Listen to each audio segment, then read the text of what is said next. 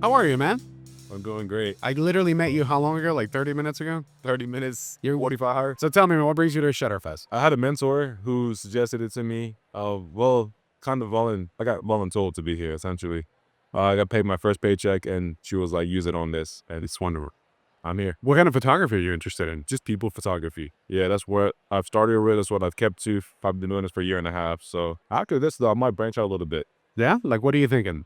Yeah, so like I said, right now it's just like people, but over the course of this whole like workshop convention, if you will, I've done landscape, I've done pet photography, I've done maternity, like Those are all hard. yeah, Those are all very hard. yeah. So that's what I'm saying. So I got some pretty good results, and I honestly think I might start to practice a little bit more and see if I can monetize those. Where are you based out of? So I go to school in Raleigh, Missouri, Okay. S&T. My parents are in Kansas City, and so I guess between the two of those. Nice, nice.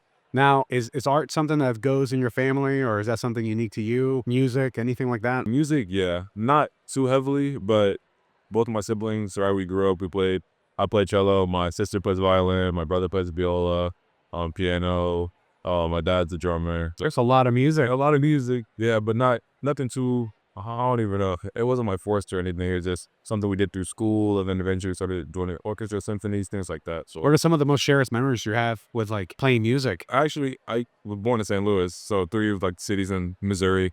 We used to have like family meeting, parent nights, or parent meetings at people's houses. When it comes to like our family friends, in the area. And so one Christmas, and it was actually tradition. So every Christmas, we had like a little competition to see which family could bring it to the stage. And so we had like different like Christmas carols, like performances. It's awesome. And yeah, every single year, it's just something that I can just think back to and to smile about. So a year and a half ago, what led you to start taking pictures? What was the catalyst for that? Nobody told me no. Okay. I was in a Walmart, and I've been taking pictures on my phone for the friend group and family and everything like that for the past, I don't even know how long. And so we were in a Walmart, stumbled across the Canon EOS Rebel T7 kit, 2K lenses, camera, 3 years of insurance. I was like, you know what, I could do this. My friends are like, you could do that. It's a And great way to start. yeah, I started with a Rebel T2i, so that's what okay, it's. You start somewhere, you start to experiment.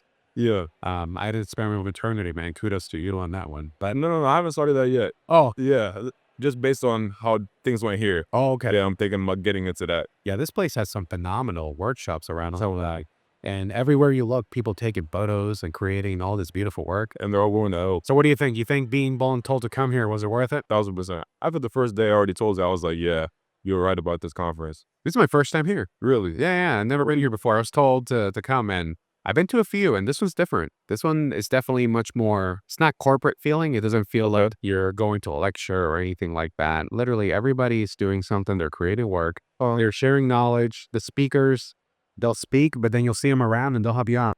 Definitely. I had a couple of run-ins. Like, I know with Gary Evans, his name.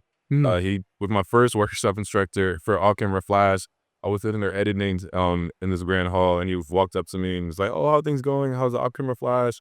Oh, I see you're editing. Like, what does it look like?" And he sat down with me, helped me out a little bit, and just things like that I didn't expect to happen here, but they did.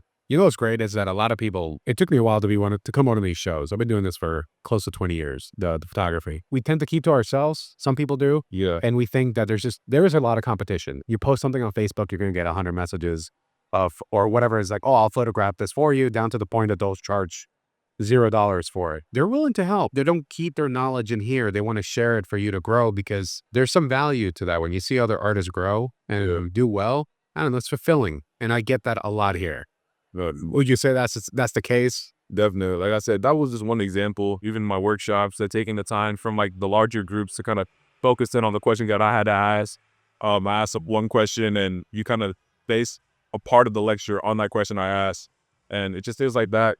I think really signify like that, I don't know, passionate toward mentality that they have here. You know what's great is that with the power of AI, I don't know if anybody will hear that, because it'll wipe everything out and just isolate our sound.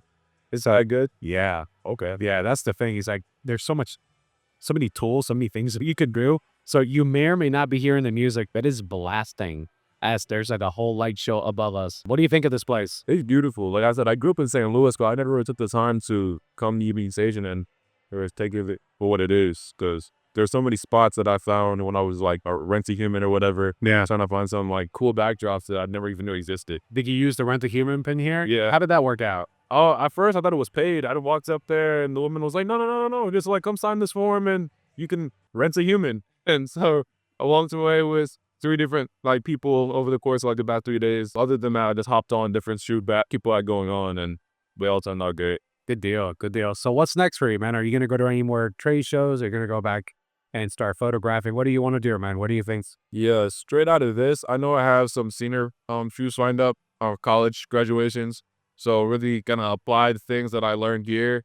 Honestly, I feel kind of bad for anybody I photographed before this because it's like, I don't know, the level and quality is gonna jump a lot. But I think definitely experimenting. Like there's a lot of things that I did here that I haven't really done for people or even just for fun or for practice. Right. I want to go back and try. Definitely learning how to like make the most of my equipment. I know it's one thing like beginner photographers get, you know, in their head that they have to buy better equipment, buy better camera, buy more lights. But I have a decent amount of those things, and so how can I maximize the things I have to get the most striking result possible? So just work with what you have. That's probably the best advice. If you even have a phone, is that work with the phone. Do you have a social media? I do. It's CrowFlix, CRO_FLICJS. Good deal. I'll make sure to put that on the screen. It's great talking to you. I appreciate you. It's the first time I've ever done this type of like, come as you are. I'll get to meet you, talk to you, but I really appreciate it, man. Thank you.